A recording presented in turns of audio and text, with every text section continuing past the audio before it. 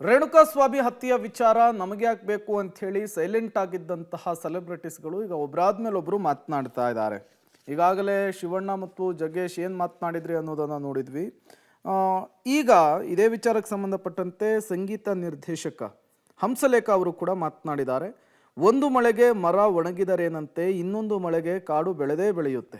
Cinema ಕಲಾವಿದರು ಸಣ್ಣದಾಗಿ ಯೋಚನೆ ಮಾಡಬೇಕು, ಸಿಟ್ಟನ್ನು ಸ್ಕ್ರಿಪ್ಟ್ ಮಾಡಬೇಕು, ದ್ವೇಷವನ್ನು ಕ್ಯಾರೆಕ್ಟರ್ ಮಾಡಬೇಕು. ನಾವು ಆ ರೀತಿ ಸಿನಿಮಾದಲ್ಲಿ ತೋರಿಸ್ಬೇಕು ಅಷ್ಟೇ. ನಿಜ ಜೀವನದಲ್ಲಿ ಸ್ಕ್ರಿಪ್ಟನ್ನು ತರಬಾರ್ದು, ನಿಜ ಜೀವನದಲ್ಲಿ ಕ್ಯಾರೆಕ್ಟರ್ ಆಗಬಾರ್ದು.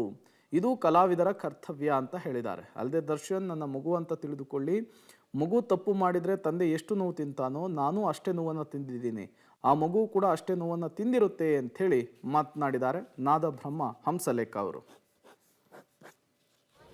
ಸಂಸ್ಕೃತದಲ್ಲಿ ಒಂದು ಒಳ್ಳೆ ಮಾತು ಹೇಳಿದ್ರು, ಅತ್ಯುನ್ನತೆ ಪತನ ಹೇತು. ಚಂದನವನ ಎಷ್ಟು ಕೀರ್ತಿಯನ್ನು ಗಳಿಸ್ತು, ಎಷ್ಟು ಪ್ರಶಸ್ತಿಗಳು, ಎಷ್ಟು ರಾಷ್ಟ್ರ ಪ್ರಶಸ್ತಿಗಳು, ಎಷ್ಟು ಗೌರವ, ಎಂತೆಂಥ ಪ್ರತಿಭಾವಂತರಲ್ಲಿ ಹುಟ್ಟು ಬೆಳೆದ. ಅಂದರೆ ಆ ಎತ್ತರಕ್ಕೆ ಏರ್ಬಿಡ್ಬೇಕು. ಅಷ್ಟು ಎತ್ತರಕ್ಕೆ ಏರಿದ ಮೇಲೆ ಎಲ್ಲೋ ಒಂದು ಕಡೆ ಅಲ್ಲಿಂದ ಕೆಳಗೆ ಬೀಳಬೇಕಾಗುತ್ತೆ. ಹಾಗಾಗೋದು ಬೇಡ. ಅಲ್ಲಿಂದ ಬಿದ್ದದ್ದು ಕೂಡ ಮತ್ತೆ ಹೇಳೋಕ್ಕೆ ಚಾನ್ಸ್ ಇದೆ.